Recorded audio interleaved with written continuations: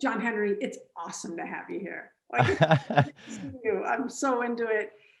Thank you. This is a lot of fun. I'm looking forward to it, to a Yeah, little great chat. I really appreciate it. So, okay, why Austin, Texas?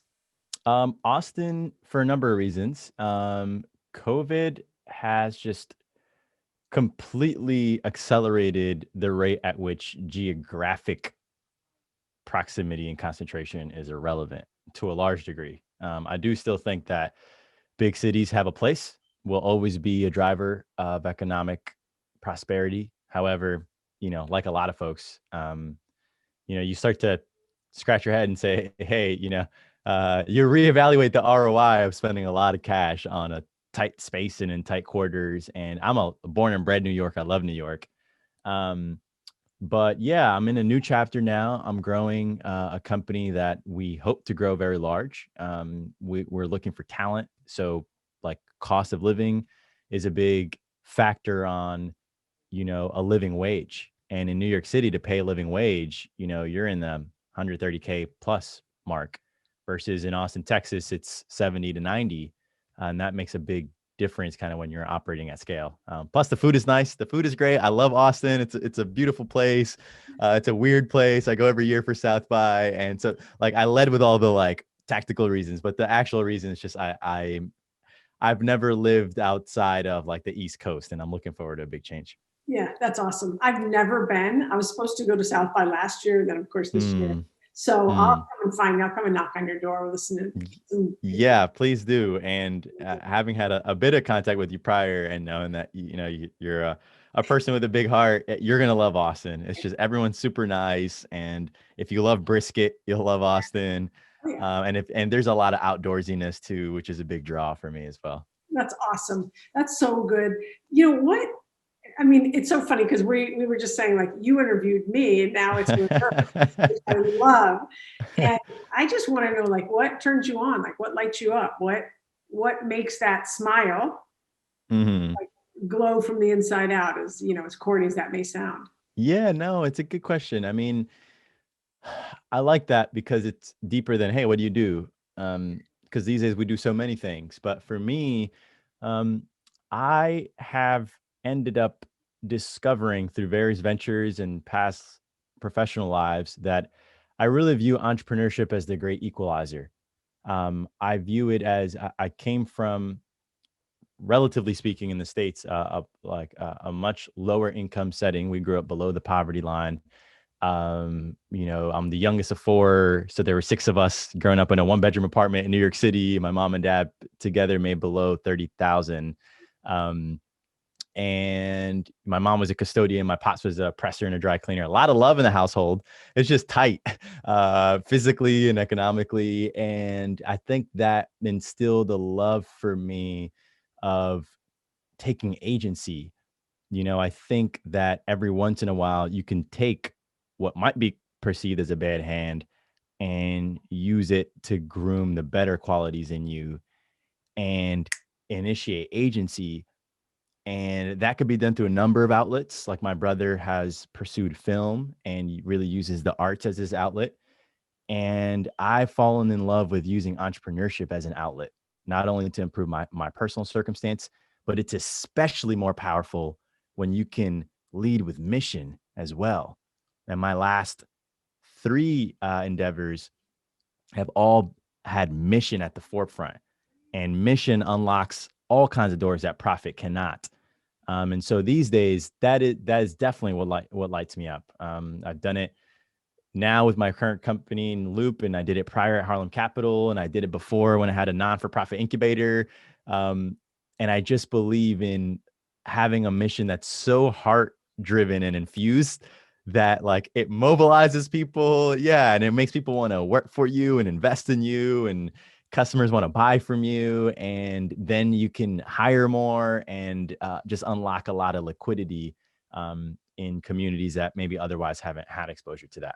Yeah, I love what you said. And lately I've been talking a lot about leadership and thinking a lot about leadership. And we know that people follow leaders for a variety of reasons, but leaders that have a mission or like going someplace, Mm, you're like, I want to hop on board that train. Like, yes, that's Mm, the train I want to be on, not that train. That person's really cool. I may want to go to a concert with them, but like, sure. I'm all about that. That lights up my soul. That I feel like, I used to say to people like, what gets you like skipping to work during the day? When you have the Sunday scaries, like that ain't the place for you. Something's off. Mm, something's But off. the alternative, or no, the opposite of Sunday scaries is like, it doesn't feel like work. It's just who you are. It just comes up from the soul, right? 100%. And Yeah. I'm these days I'm finding myself, it's interesting because at my last venture, Harlem Capital, we co-founded this venture firm that was, investing in women and minority entrepreneurs, and it was everything that I ever wanted it to be. And we raised $40 million. We're anchored by TPG and all kinds of wonderful things. And I still had to have that conversation with myself when I felt a departure from that skipping joyful feeling.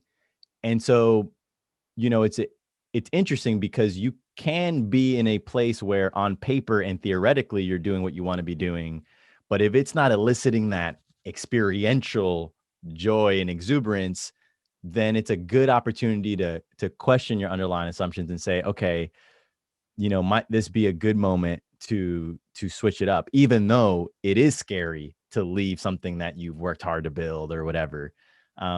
So anyway, I completely agree that exuberance as a compass is a wonderful formula because you're doing your best work when you're lit up and people around you can feel it, and it's not enough to be satisfied on paper. You have to be deeply in love with the work every day because it can get hard, as you know. Oh yeah, totally. And like the paper is paper. In a way, it's fictitious. It's like Hmm. a check, right? Until you have like Hmm. the Benjamins in your hand, it really is paper. Job description, while fantastic, then you have to live into it. You have to put life into it in Mm, everything you do, and you've just got this phenomenal vibe of, the times that I've seen you thank you. speak, whatnot, like it just comes out. And so, like your aim is true. And I think that's one of the Thank things you. I've always gotten from you, that authenticity piece, like, that what you see is what you get. Thank you. And I feel the same of you. And, not only in, uh, you know, what you emanate in the digital sphere, but also seeing you out and about, walking through the halls of VaynerX, for example. I think it's a wonderful observation. Like when you don't know that you're being observed and you're walking through, and just you how you move through space, and like seeing you light other people up at the organization that you're at too, I think speaks to that. So I couldn't agree more. And it's a wonderful space to be in, and I feel really privileged and fortunate, especially in light of the pandemic that has highlighted the fact that there are two economies at work in our country. Mhm. And I am very sensitive to it because I come from a family where immediate family members are in a harder circumstance. And so I'm running a company that's venture funded, and I can make a lot of my income at home, and I get paid to speak, like a bunch of stuff that is fluffy and feels removed from like work as I know it growing up. Um, so it's like having a little bit of survivor's remorse in that, okay, there's a better circumstance that I've built for myself. How can I step into that, own it? And the way that I've came about doing so is like revering these opportunities with great respect and responsibility, and being a great steward of the trust that's been placed in me. And then to tie it all in, mission is a great way to do that, in my view, because it keeps you grounded in work that matters for people that matter.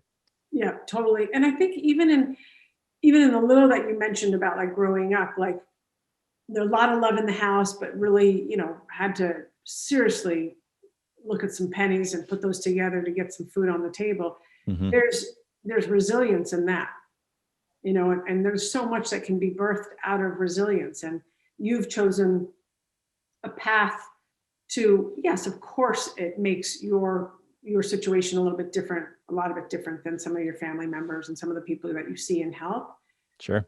But if you didn't do that, you might not be this right here. You might not exude what you exude because you wouldn't be living into you'd be almost, you would take that survivor's guilt that you have, Hmm. and you could take that survivor's guilt and you could actually like put your light out a little bit. Exactly.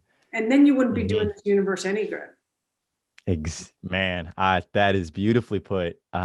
Beautifully put. And I've considered those alternatives, and shining, like living your life on purpose such that you shine brighter and could potentially illuminate the fire of others always seems like the better alternative than meekness for meekness sake. Right. Right. And I mean, I'd love to hear a little bit more about like your family and the nucleus like that you grew up in, because something happened in that was magic. Like something happened there that obviously you saw, but you also, felt, picked up on, that said, Mm, you ended up saying, I'm not going to dim my light. As a matter of fact, I got something, I've been given it by, the universe, God above, whatever, and I'm going mhm. to make this world better because of it. And it is, by the way, it is really easy for, you know, tons and tons of other people to be like limiting belief, limiting belief, limiting belief, limiting, Sure. oh, I'm going to dim because like I don't deserve it. Sure. I'd love to Yeah. know, like, what was it like? I don't even know, like, what was the energy like that something gave you, aside from your, genetics and who you are, something gave you that boost of like, yeah, F it. I'm going to go for it. I'm going to go Yeah. out and raise capital. Holy shit. Yeah. That would be the scariest conversation in the world for someone like me. Someone like you might be like, I got this. Yeah, that's a great question, and I've thought about that too. There's a movie, it's the great film on Barack Obama's early life. It's called Barry, and I remember there's a scene where he's in the projects with his buddy, and he's walking Barack through the projects, and he goes, and he looks at Barack, his friend, and he says, "Hey, look," or he says, "Hey, how is it that you can have multiple people in a mirror circumstance?" And this applies to, not that's an extreme circumstance, but any circumstance, and you can have uh, a multitude of outcomes, but like very similar circumstance. It could even be applied like within a family, right? Same parents, same circumstance, same everything. Um, so I've thought about that a lot, and I don't have a good answer. I can say I do think that my mom and dad played a big role for sure, which is maybe not something as like concrete as like a quick tip that I can offer folks, but I do feel like my mom made sure to say, "Hey, you can do anything." Like she would always tell me, "You can run for president," and I believe that, and I do think that I will make a run at some point. Heard it here first on the Claude Silver show, but like first it starts with like that grooming, and then I took that, and as I grew in my career, I led with saying that I could do something far before I believed I could do it. Yeah. Yeah. And even in most recent iterations, raising capital for Loop was hard, and I had run a fund prior. It was still hard, and I was still telling myself I can do it. And I told myself I wasn't going to raise a small round because I wanted to take up so much space that it was ludicrous how much we would go for and the valuation that we wanted, pre-product, pre-revenue. And I said, we're going to do it. And of course there were times where you're like, shit, is this going to happen? I don't know. And in some ways you tell yourself so much that you end up stepping into That's it. the belief before, you know, ahead of, or you say the words first, the belief steps into it, and then you start to become what you said you were gonna be, and that's a beautiful thing, I think. I mean, that's it. That's how you manifest, which is, whatever. We're so powerful, and our words are so powerful. And you Hmm. say, I'm going to do it. I'm going to do it. I'm going to take up space. And your subconscious is like, John Henry's going to take up space. Oh, okay, okay. John Henry's going to take up space. Oh, the space may not come in the way he wanted. It may come over here. Right. He's taking up space. Yep. That's that power of, and its intention and how powerful. Oh my God. It's a powerful thing. Yeah. Someone told me recently that 85% of what we tell ourselves, 85% of this voice in here is all negative, like Mm. 85%.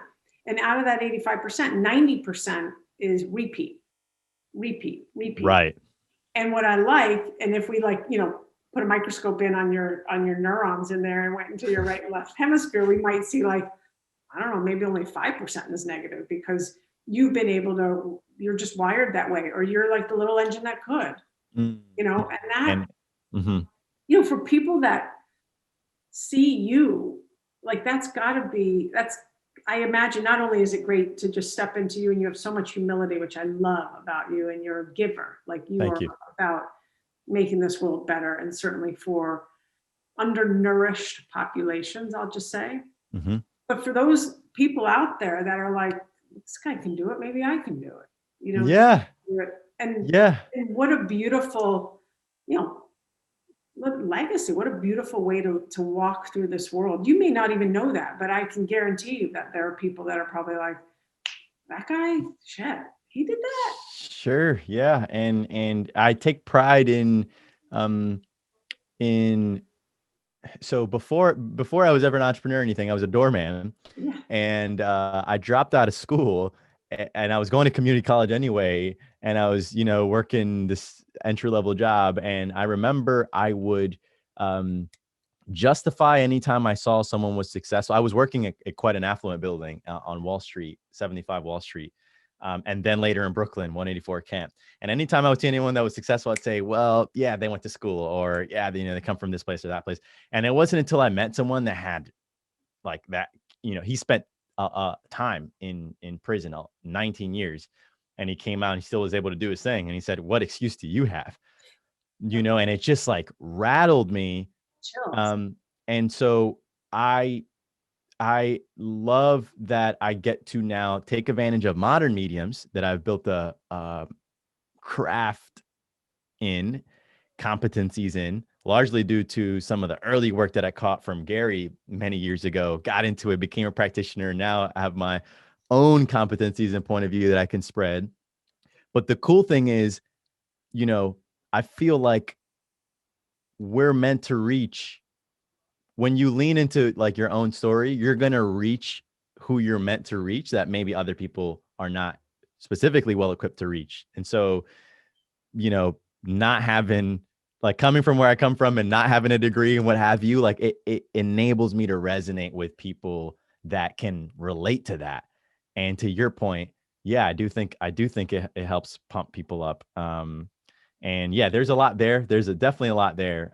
But I think ultimately being rooted in great intent. And then of course the other half is, you know, putting in a lot of work to develop a craft.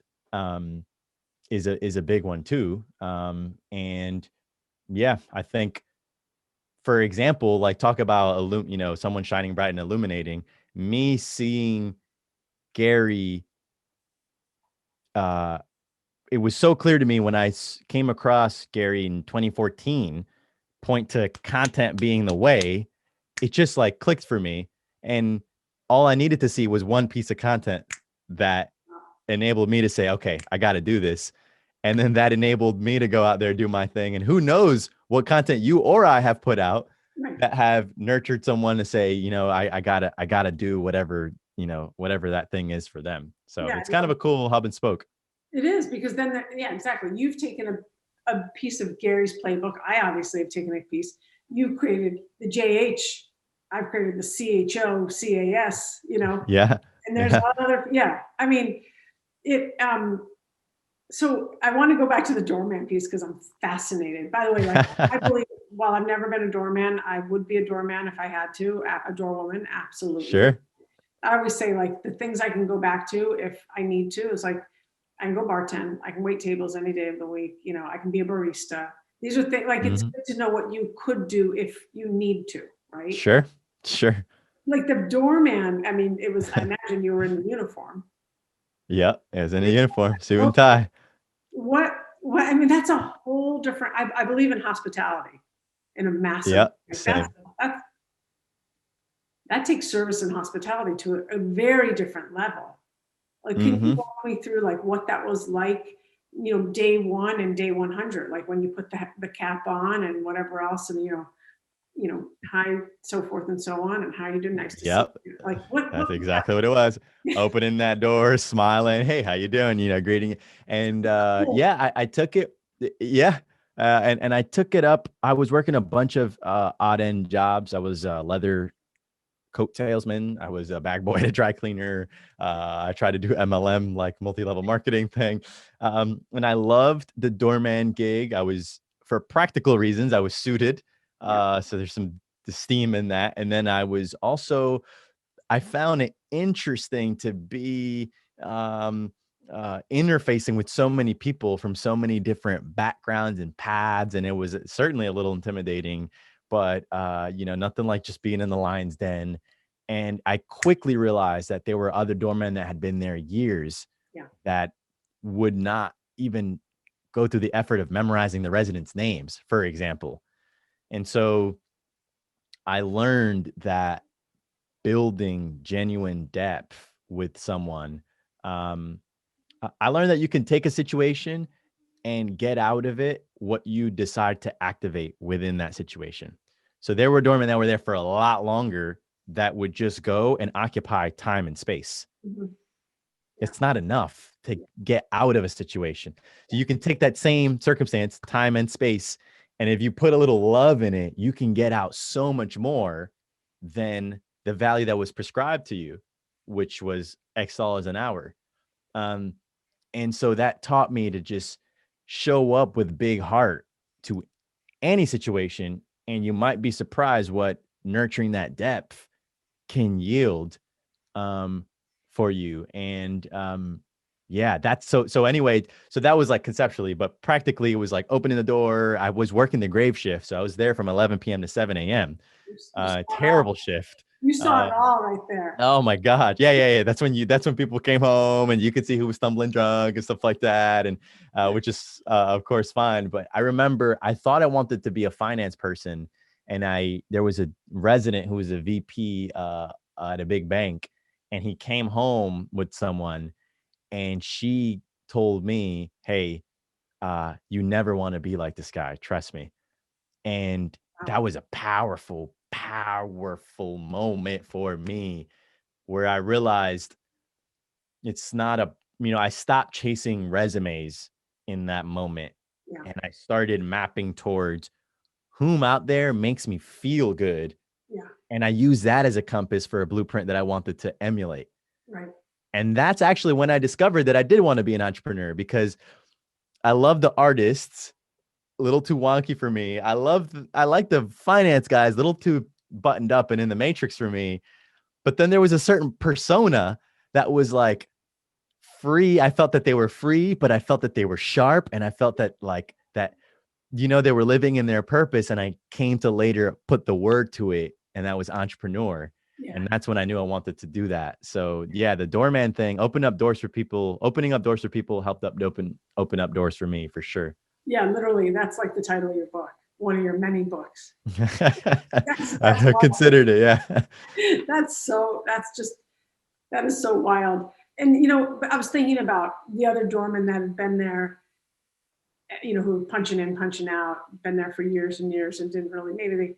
And then, we know like whatever voices they're telling themselves are probably either preventing or assisting them in memorizing the names or not, whatever. It just goes to show you, like, again, how powerful those voices are that we tell ourselves. Our surroundings, do people believe in us? Do we want to get out of a place that we're in? Do we want to better our life and thus better other people, put food on the table, whatever. I think that's, for me, human behavior is the end all be all, like the alpha and the omega, because while we're so similar, we all have a range of emotions that we've all felt: sadness, fear, excitement, joy, love, lust, all of that. That's our common denominator. But how it manifests in you is going to be different than how it manifests in me, because of where we come from, programming, all of that stuff. And I'm always fascinated when I am with people all day long, attempting to help them connect the dots and shine some kind of flashlight on their brilliance. Even if their brilliance, by the way, means you're not going to be here much longer. The brilliance is that there's some self-awareness there. Here's your flashlight. Take the flashlight, because you're going to go do great things if you're willing to take the flashlight and go inside. Mm. That's way philosophical, That's powerful. No, that's good. That's powerful. that's what it's kind of, that I think that is what drives me in many, many ways. And what I'm able to do all day, is not go raise capital. That's not my strength at all. And I know you have a lot more strength than that, but like that takes some Sure, sure, sure. Mm-hmm. you could knock on a door and take some cojones to be like, what's our valuation? Great. I want 10x that. Thank you very much. Or to start a company, like to upend the world of auto insurance, which I'd love to get into. Playing to your strengths is one of the many things that I have solidified with working with, Gary Vaynerchuk. Mm. Mm. He knows how to put someone in the position where they will succeed. And not only succeed, they will hit it over the park 10 out of 10 times, nine and a half out of 10 times. Wow. And Wow. it really sounds like, you found not only what lights you up, we've already talked about that, and, you're a mission guy, rooted in mission, but like, how to play to your strengths. And I'm sure like you're a young guy too. You might not have even found all of those strengths yet, It's just Yeah. exciting. Like life is exciting. It is. It is. It can be. And is it a privilege to be excited by life? You could look at it that way, and then you could look at it as this is maybe how it should be. But of course, like, there's reality, and there's like all kinds of shit going on at the moment. But I do think that at a basic level, like if you strip away all kinds of, political stuff and whatever, it's just like, yeah, get excited about something, even if it's small. Just Yeah. get fucking pumped. Yeah. Like, because I've used that as a way to get out of any number of subpar situations. You get excited about something small, and it just kind of fuels this thing. And anyway, I agree that playing to strength is crucial, and I think I have found how to do that. And now I'm learning how to set other people up to knock it out of the park. Right. So what you touched on resonated with me, because now I've realized that I do have the ability to play to my strengths, so much so that I've been able to build a small infrastructure that largely revolves around me. But you can only grow but so large if you have your infrastructure revolve around you as a center of gravity. So now I'm entering this new chapter where I want to take a way back seat and grow something that only can grow as a result of letting people do what what they love and are good at and what have you. And there's a little bit of fear for me in that, because the trade-off is you give up some control. And there's a lot of trust that comes with that, which I over index on trusting people. But what's that balance between, getting results and letting them do their thing and having them be day one ready? And, the bottom line of the business is like, all right, cool. Like we have to produce results within X time. So what's that like magic grace period that we give new hires or whatever? Like that's all the kind of stuff that I'm thinking through a lot right now. And yeah, I guess just inherently, like I'm going to become a chief heart officer pretty much of a small company. So I think there's a lot that I can learn from you in that regard. You already are one. A and B, we talk offline about all that good stuff and the magic and the grace period and how to set someone up to succeed. And I think to your point is like trusting first. You hired them, you spent enough time with them, like you trust them. And that doesn't mean that people don't need to be rerouted or to be, just course corrected a little bit in those first whatever amounts of days, because they do, because only you're living in your vision. You need to be able to articulate it, and not only articulate it to one person, because not everyone hears the same thing. You need to be able to articulate it. Maybe it's visual, maybe it's verbal, maybe it's literally like getting in the weeds with people and being like, that's it, eureka, just like that. And tell us like why auto insurance? Like what made you knock on that door? I mean, it obviously needs to be disrupted. Like, yeah, it's a weird door to knock on, I guess. I think I love getting into industries that I have no business being in. So I think like I was already moving in the direction of real estate, which is consistent with my theme of like building generational wealth for, for communities of color. And then to just like have a complete shift and say, all right, we're going to do auto, we're going to do insurance, which is a big financial services industry, touches so many people. But when you peel the curtains back, a lot of the way that the sausage is made has a lot of outdated thinking. People are largely priced today based on their demographic data largely. So it's like your income, your credit score, your zip code, your occupation. Like if you didn't go to an Ivy League school, you get a ding. If you don't work a white collar job, you get a ding. If your credit is not excellent, you get a ding. If you live in a zip code that has been historically redlined, you get a ding. If you don't drive a brand new car, you get a ding. And so all those edges add up, and it ends up creating a reality where people that need reasonably priced car insurance the most Yeah. actually get the highest rates. And when we looked a little further, we realized that the industry, as a result of the data that was available to carriers when they started, they built their models to proxy for risk. Mhm. But now we have the technology to measure the behaviors that matters directly. So Loop is a vertically integrated insurance company. We reach our consumers directly. We insure you directly. We pay the claims directly. Wow.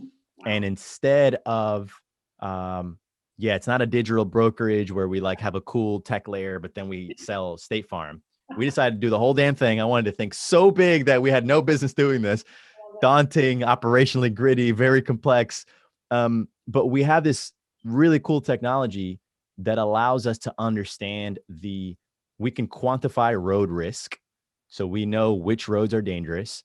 And then when you download our app and enable location data exchange, then we know how you drive and what spaces you move through. And we're making the argument that that's really the only thing that matters. Mhm. So for example, like, my mom or whomever who lives in a more, like moderate income neighborhood, otherwise safe driver, never been in an accident, will be priced 70% higher than someone who lives in the zip code next door that's maybe more affluent, even though they may be a worse driver. Yep. Yep. So what we're doing is we're going to build a big business in the blind spots Yeah. of big insurers. Much like at Harlem Capital, we built a business building a brand around catering to underestimated founders. We built a brand out of understanding the problems that women were going after and communities of color were going after, and where they couldn't get funding elsewhere. We were the first check in a lot of cases. And so similarly, there are people that are unfairly categorized as high risk and are treated as non-standard and overlooked and underinsured. We're going to make you feel like a VIP. We're going to lead with love. We're going to build a great business. And I think that,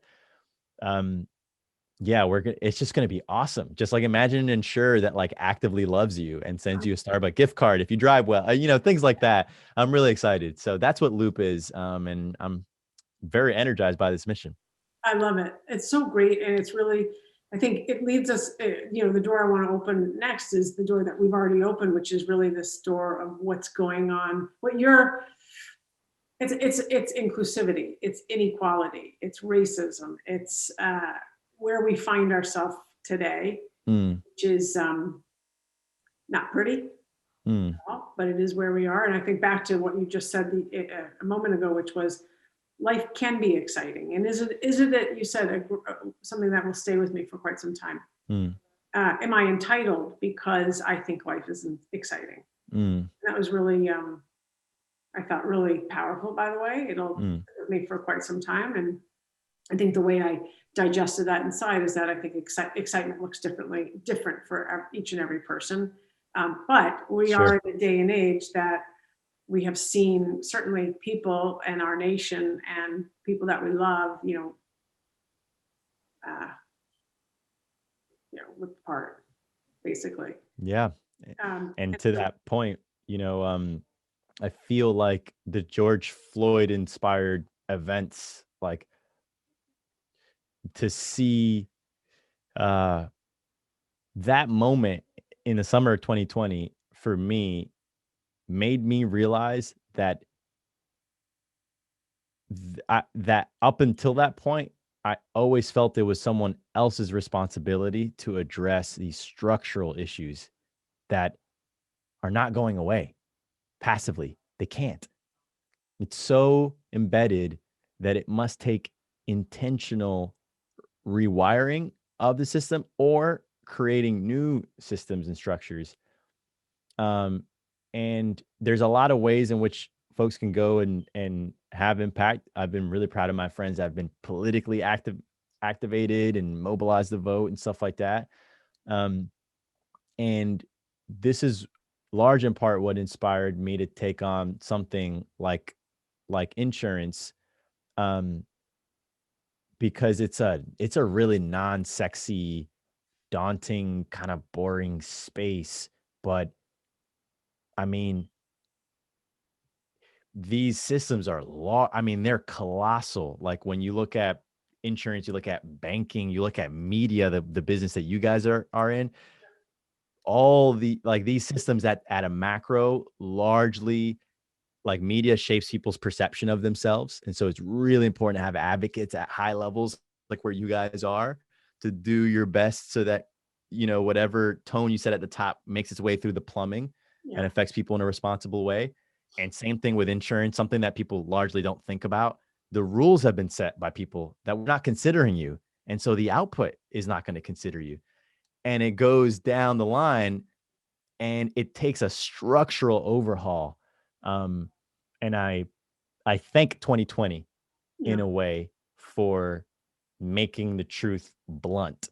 And 2019 was a time of overstimulation that can obscure a lot of things. But when there's nothing there, when it's low tide, you can really see what's there. So yeah.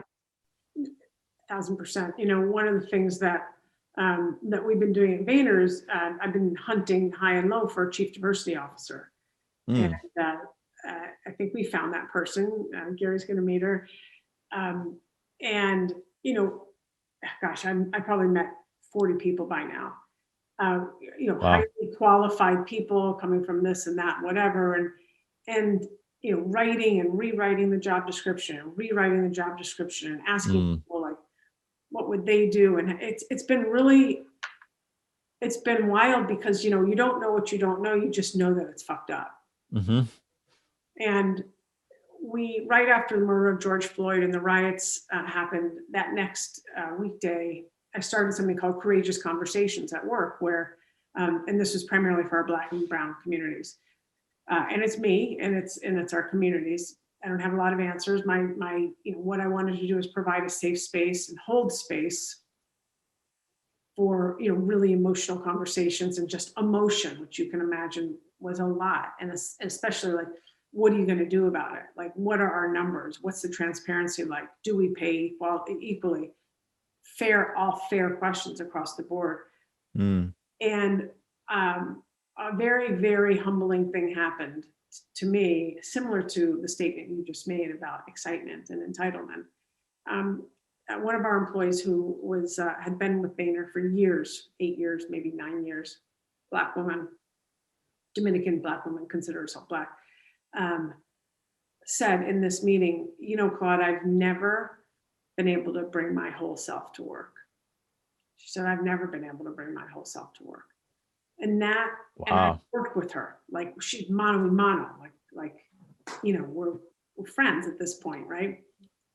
And it was such a moment for me in time, and it made my heart stop, because here I am, white woman, had a great job, able to put food on my table, and then some. I don't have to worry about the color of my skin, and there's probably not going to be a day in this lifetime that I have to. And for her, even within our culture, which is warm and friendly and collaborative and self-aware, empathetic, and Hmm. all the above, she'd been there for a long time, lifer. For her to say, I've never been able to bring Wow. myself to work, that was the moment where I was like, whoa, okay, we got to get training in here fast and furious and got to start at the top levels and go down. But like, wow, I need someone who can partner with me to help these conversations and help people like her or him or whomever feel like if they don't want to bring their whole self to work, they can bring their best self, but it's the difference is okay. And it's okay because we say it's okay because she said it's okay. Mm. And Wow. That's otherness, powerful. yeah, like there's no place for otherness. I want to take this big ball of otherness and chuck it out the window. And I know that I'm not able to just do that on my own. Mm. But yeah, that was just a moment that got me out of my stupor of like, I know this is a problem. I've driven through the South. I know what's up, but I don't, I can donate money, but I don't have to do anything about it. Sure. Like, what the F are you doing, Claude? Like, this is. Wow. That's Yeah. powerful. Yeah. And I'm glad your team member shared that, because like we talked about before, where like you can consume a piece of content and never know the impact.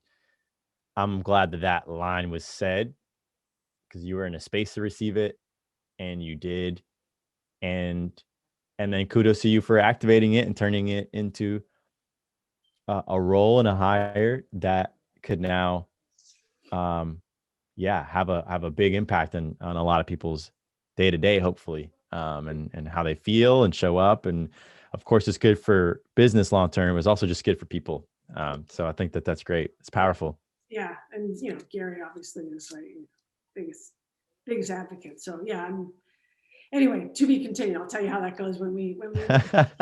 I'll be looking for the announcement. Yeah, I just saw you guys name Mark as your global COO, so that's really cool. Yes, Yeah, and I'm signed to Vayner Speakers, so I work with Zach daily, and I love Zach. And yeah, it's such, and then from but like from time ago, like when I was running my incubator, D-Rock and Alex DeSimone and Cranack they all came to the incubator and did a little session, and we hung out in Harlem, stuff like that. So it's just been really fun to see and be a part of the ecosystem, like your guys's little universe that is now a large universe, and have come up in it and contribute, and yeah, it's special.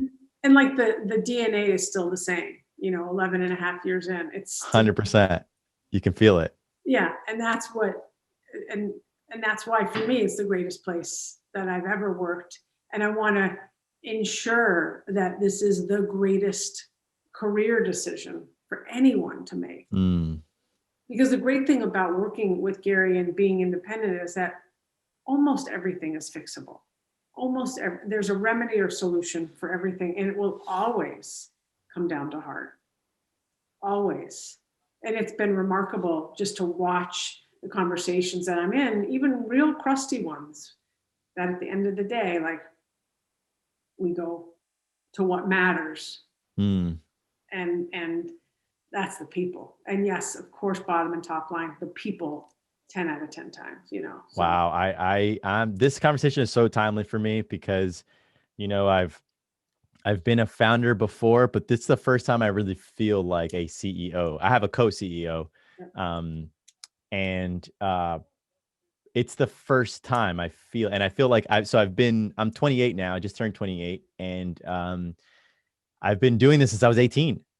And I feel like it's taken 10 years of building this infrastructure and saying that I'm this thing. I'm an entrepreneur, and I have been, but I feel like I now actually am. And I feel the weight and the responsibility of being a really people-focused leader and a heart-driven leader. And this conversation could not have been more timely, because I'm taking away some powerful lessons from speaking to you. So thank you. Likewise. Last question. Who's your spirit animal? My spirit animal? Alive, dead, four-legged, two-legged, one-legged? My spirit animal, let's see. I think maybe a cat. I think maybe a cat. I've not grown up with pets, but I had a cat show up on my doorstep one day. Oh, A girl in my building knocked on my door, whom I didn't know. She must have been up or downstairs neighbor, and said, "Hey, your cat's outside." And I have a cat, and I peek behind the door, and there's a little kitty there, and I took him in. His name is Cora, and he's been with me ever since, a couple of years now. wow. And I've just I love how curious cat is. They're perceptive. They kind of can't be told what to do. Yeah. They're resourceful, um, and and yeah, but they're still loving in their own way. So Yeah. yeah, You can throw them off the balcony and they'll land. yeah, that's a good one. Yeah, you can throw them off any situation, circumstance, whatever, and they'll Yeah. figure it out. And they have night vision. I mean, they're cunning, and they're they're predators, but they can be loving. Love it. So I think a cat has a lot of admirable qualities. What's your spirit animal? Oh my gosh. Let's see. My spirit animal is probably a dolphin or a horse. Nice. Yeah. I mean, a dolphin just because they're graceful. They can breathe underwater, I think. They're herders. They like their family. Um, they glide, but like a horse is powerful, graceful, serene. I feel like a horse has a lot of humility. Mm, You know, I agree. For how majestic they are, right? They carry themselves so humbly. they really do, and by the way, they carry shit. They carry a person. Pack animals. I don't know. I like a horse. I'm gonna go horse today. Dolphin secondary. All right, I'm with that. And if my answer evolves, I'll let you know. But right now, I think a cat's good. Yeah. It's so good to see you, my man. Thank you very much for spending time with me. I'm like Likewise. a fan of yours, in like Absolutely. the human way. I'm always here for you, and I'm so glad to know you. I'm proud of you. Thank you. Thank you very much. Yeah, this is a great honor for me. And I'm glad that we could hold space in this very unique moment in time that is the beginning of 2021. And I think this conversation will age well. I look forward to referring back to this and seeing how all the things we talked about played out. Me too. Listen, I love you. Be well. Mwah. Take care. Be See you well. soon. Bye. Cheers.